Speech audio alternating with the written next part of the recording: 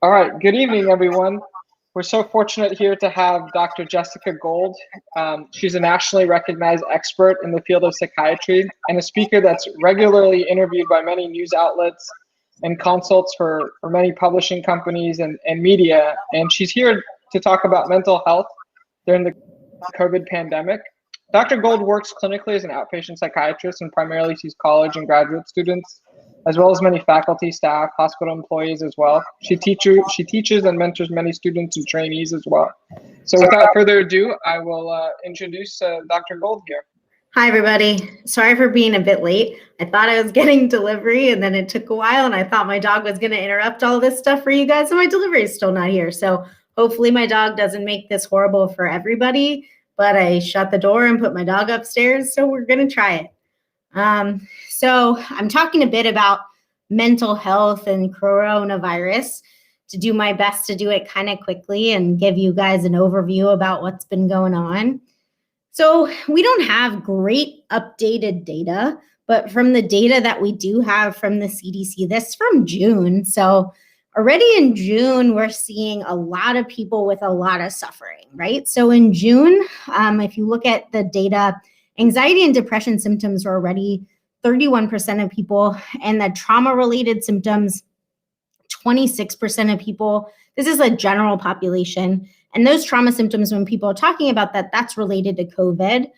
Starting or increasing substance use, 13% of people, and seriously considering suicide in the last month, 11% of people. And when you look at those numbers, if you look at the 18 to 24-year-olds, that's the population by age that's most affected.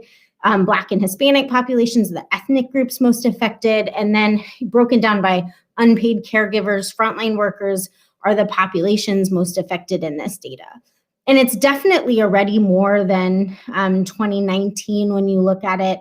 The anxiety symptoms and depression symptoms, the anxiety symptoms are 2 times, depression symptoms 3 times, and the suicide numbers are 2 times. And that's like a little bit hard to compare because they're not exactly the same. They're asking these questions at the height of a pandemic. They're asking people how they're sleeping, how they're eating, how they're concentrating.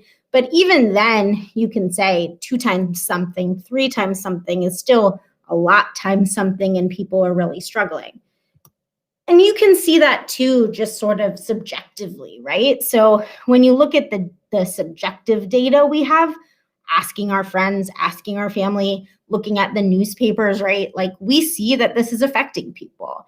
You could pretty much pick any population, kind of put a population in a hat and pick it out, and you'll have seen a headline on it. And that's sort of, even with me being kind of upset that mental health is pretty much never covered in the newspaper.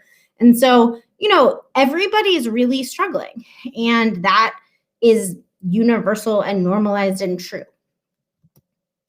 And what are people complaining about? So I think for me, what I'm seeing most often is people come to me and say, I'm exhausted. So I see a lot of healthcare workers and college students in my population, in my clinic, but this really could be anyone. And exhaustion, of course, can be, I'm physically exhausted because I'm on my feet all day. I'm physically exhausted because I'm not sleeping. But it also can be, I'm exhausted because I'm anxious. And I think we forget that. And we can get exhausted from anxiety because anxiety, from like a backup evolutionary standpoint, evolved as a way to predict threat and run from a threat. So if I'm a human, which I am, and I am trying to run from like a dinosaur, I need to have my muscles ready to run. I have to have my breathing ready to run, so I get short of breath. My heart rate has to be ready to run. I also don't sleep, right? Because if I sleep, the predator can eat me. So we get really like completely just ready to go in that fight or flight mode, right? To make sure that the predator can't catch us. And in the same way, we're sort of surveying our environment to say like, are we safe? Is this safe? Is this a place that like a dinosaur likes to hide? In the pandemic, we pretty much never know if we're safe or if that thing is going to get us. And that's just because there are a lot of things that are uncertain right now, right? There's just a lot of things that are a moving target, and the sort of finish line of the marathon has been constantly shifting. The stressors have been constantly shifting. So we've been doing this for a year, and maybe you could run a race for a month, but you can't run a marathon for a year. And so after a while, our muscles sort of say, enough already. And so we're tired, or they give way. We just want to sleep. And so we're exhausted. And I think if you think about it within that context, it really makes sense why anxiety could make you tired.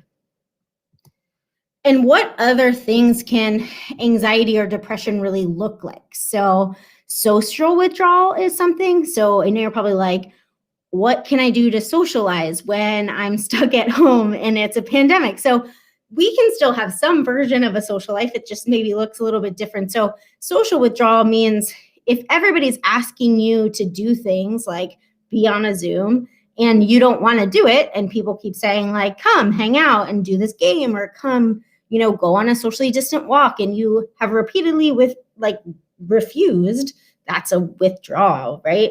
That's one way of measuring it. Concentration changes. I would say besides exhaustion, complaining of a change in concentration is probably the second most common thing I'm hearing right now. A lot of people are sort of like, do I have new onset ADHD? That's probably not what's going on. I think there is some normalized just change in concentration, because if you shift your work environment and you're now like working from home with your dog who's barking because you have a delivery food coming, it's really hard to concentrate, right? But at the same time, we could be having trouble concentrating because we're not sleeping. We could also be having trouble concentrating because when you're super anxious and you go to read something or do something, your mind is thinking about the 400 other things you should be doing in the future. Or if you're super depressed and you go to read something, you read the same sentence 400 times. That's the way I sort of think about the difference between anxiety and depression concentration. Another thing you might notice is that you're really angry or irritable, or you sort of just don't care about work or school or being at home. I think people often are like, well, I'm not sad and I'm not worried, so there's nothing wrong with me. But you really can just be pissed off, and that's the same thing. Like, that's another way of showing that you're anxious or sad. Another thing that you can notice is you can start to cope with stress with sort of quick fixes, like using substances. At the very beginning of the pandemic, it was sort of a trendy meme to take like, I'm going to have one drink after work, but it's been a year. So if you've had a drink after work every day for a year, that's a really long time. Sometimes a drink can become 2 drinks, can become 3 drinks, can become drinking in the morning, which is also something that's concerning. Also, we sort of say like both ends of the scale, both extremes on sleeping or eating. So not sleeping or eating, or sleeping or eating too much can be warning signs. Loss of pleasure, a little hard sometimes for people to recognize, but even when we're workaholics, we do enjoy some things. So if you used to watch a TV show and laugh at it, or at least get some enjoyment out of it, or read a book and you don't like it anymore, that's sort of what loss of pleasure is. Or even, you used to enjoy like hanging out with your children or your partner and you don't anymore, that's the same thing. Hopeless thoughts, tends to be more on the more severe spectrum, but wishing you never woke up, wishing you died instead of someone else, or suicidal thoughts. So suicidal thoughts are more common than we talk about, but for me, if you've never had suicidal thoughts and you have them all of a sudden, that's concerning. If you have them and if you have always had them and all of a sudden you're having them a lot more often, or they start to have a plan, or you're starting to think that you actually want to carry that plan out, that's concerning. So it's sort of the change in those thoughts that is more of the issue. So when does it actually become a problem? So this is a really hard thing in a pandemic, because I sort of said at the beginning, like everybody is struggling right now. On the right, you can see this article I wrote this like, if everybody's depressed, when should I care? When should I be worried? And that's sort of a conversation I feel like I have multiple times a day, which is, okay, so I talk to my friends and they're sad and they're anxious too. So why am I here? And I think one of the things you can kind of judge that by is how much are my worries and how much is my sadness like really impairing my functioning. And that's super subjective. So functioning often we kind of define by like school or my work or my family or my relationships, but like, do I want to be doing something that I'm not doing anymore? Am I yelling at my significant other all the time and it's really starting to affect my relationships? Am I yelling at my kid? Do I go to work every day and I'm just not getting work done and it's starting to affect my performance? Those sort of things are impairments in function. And I think that at which point you then decide you get help or where it's really impairing your functioning to the point that it's a problem is probably a subjective level or cutoff, but I think that's a good measure. Frequency or time course, how long has it been going on? Frequency meaning like how many panic attacks am I having? A panic attack being a discrete moment in time when your anxiety gets worse and then you have a lot of physical symptoms. I think, that's also a little bit hard in a pandemic when it feels like it's just been going on and on and on. But I think, if you have not been sleeping for a day, a lot of people don't sleep for a day. But if you have not been sleeping for 2 or 3 weeks, that's a long amount of time. So people kind of judge that too in the same, like, how is it impairing my functioning and how long has it been going on? We measure things like generalized anxiety disorder by the 6-month kind of bar, but that's a long time in this kind of world right now. So if it's also impairing your functioning, 6 months is a long time to kind of grin and bear it. 2 weeks is the cutoff for like major depressive episode. But again, if it's impairing your functioning, it's impairing your functioning. We also use words like excessive and marked, but I kind of think that's just like how much is it, like how severe is it? If you have symptoms like suicidality, which you mentioned, that would be severe. If you are having panic attacks where you're having 1 a year and now you're having like 6 a month, that's a big difference. That's something to be concerned about. But it really, like, what is baseline mood, baseline anxiety in a pandemic? So it's very hard to measure and very hard to know. So ultimately, to me, really all of it means like there's no wrong time to get help.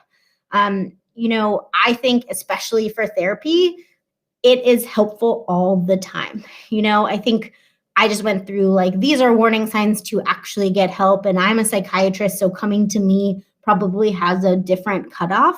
But going to talk to someone, especially someone who is a neutral party who can help you, is definitely helpful at any point. And nobody's going to say, you came to me too early, go away. It's just not something that happens. It's very helpful to talk to someone who is not a friend or family member.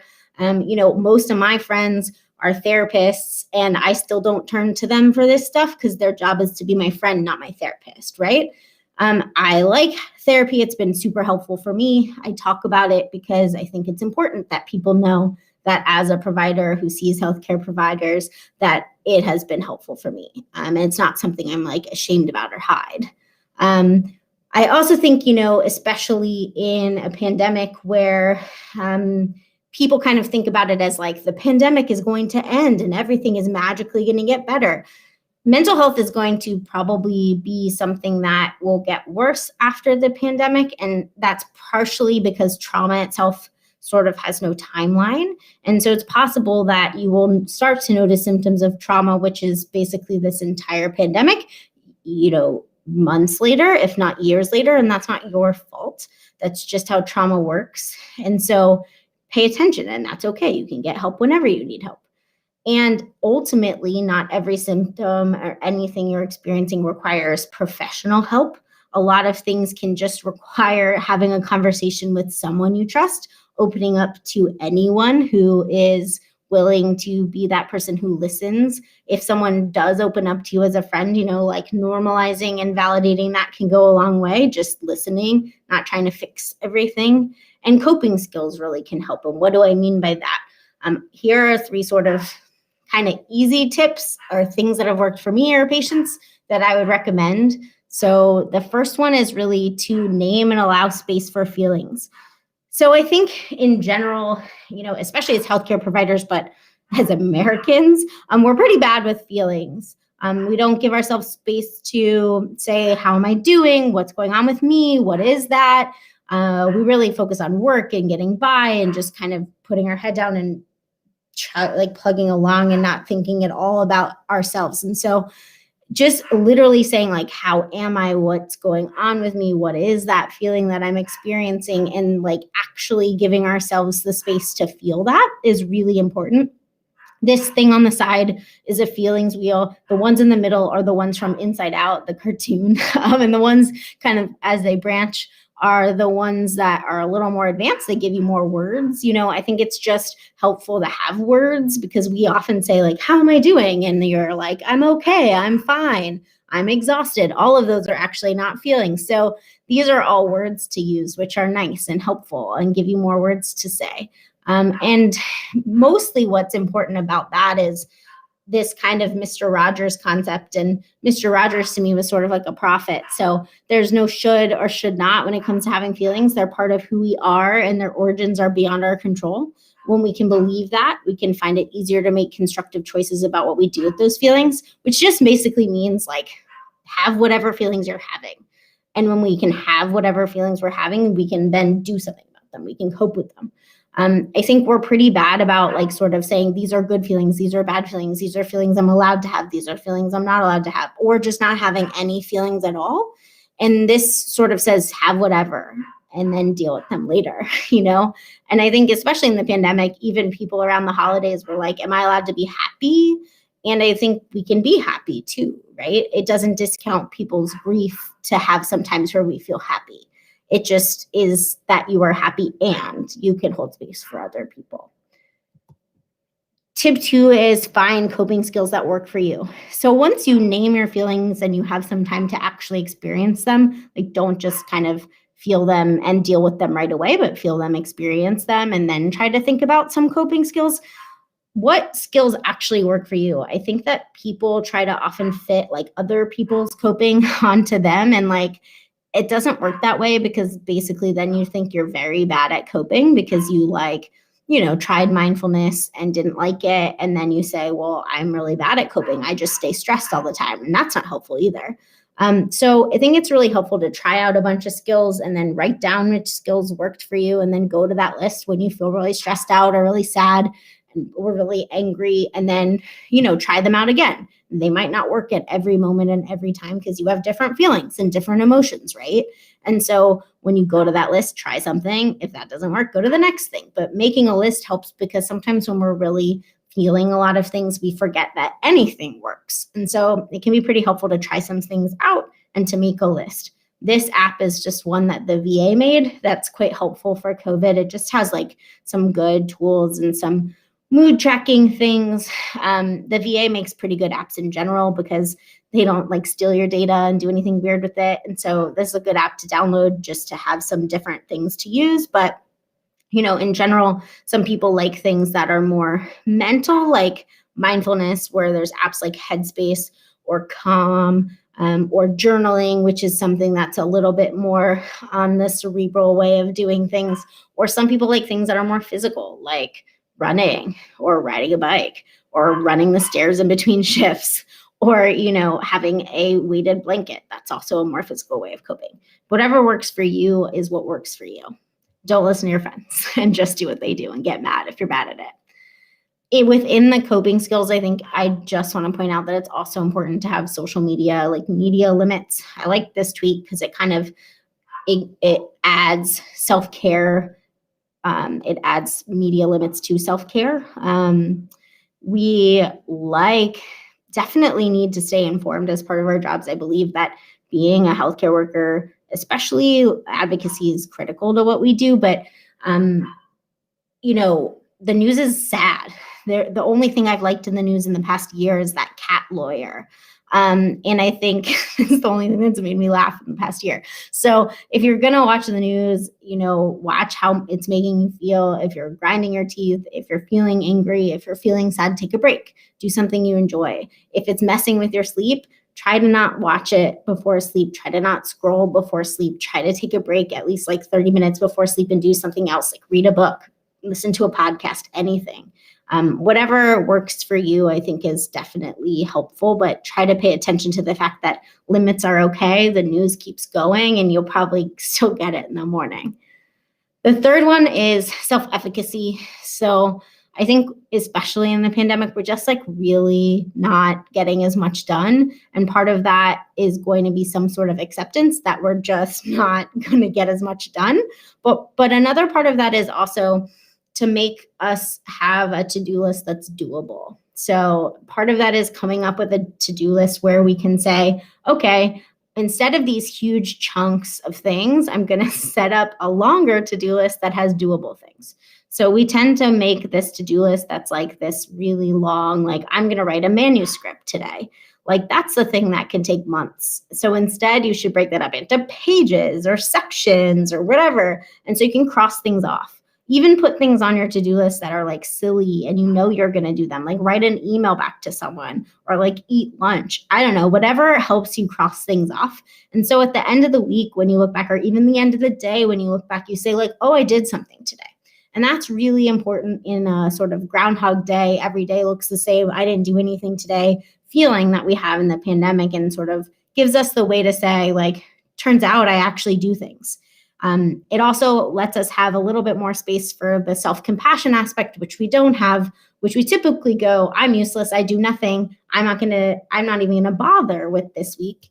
And it lets us do a little bit more of the Brene Brown, like talk to ourselves like someone we would love or like a friend. So when we start to have those thoughts where we're like, I'm useless, I do nothing, we sort of pause and go, wait, I would never say that to a friend. I would never say that to myself when I was a kid, and try to reframe that like we would and say, instead of being useless, instead of not being productive, I would say, you're really stressed out. You have a lot going on. It's a pandemic. You did the best you can. And, you know, one of the things I just really think, I really like this quote, and so I just put at the end, and I like to kind of make people sit with is, you know, so often we try to make other people feel better by minimizing their pain, by telling them that it will get better, which it will, or that there are worse things in the world, which there are, but that's not really what I needed. What I actually needed was for someone to tell me that it hurt because it mattered.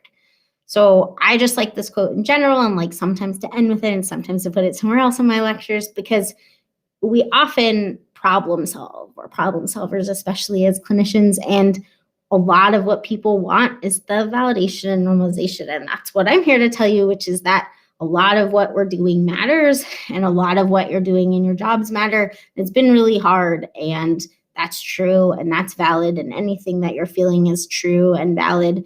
And I'm grateful that I have the opportunity to talk to you about that. And even if I just say that and that's all you remember, I'm glad that that's what I was able to do.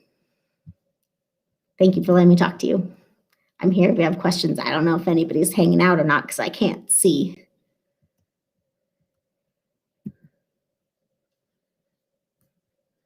I can't hear you either. No, thank you so much. Really appreciated you coming out here today and presenting. You know, mental health has been such a troublesome thing for many doctors, students, and just the public in general. So really, I loved your tips that you had to offer.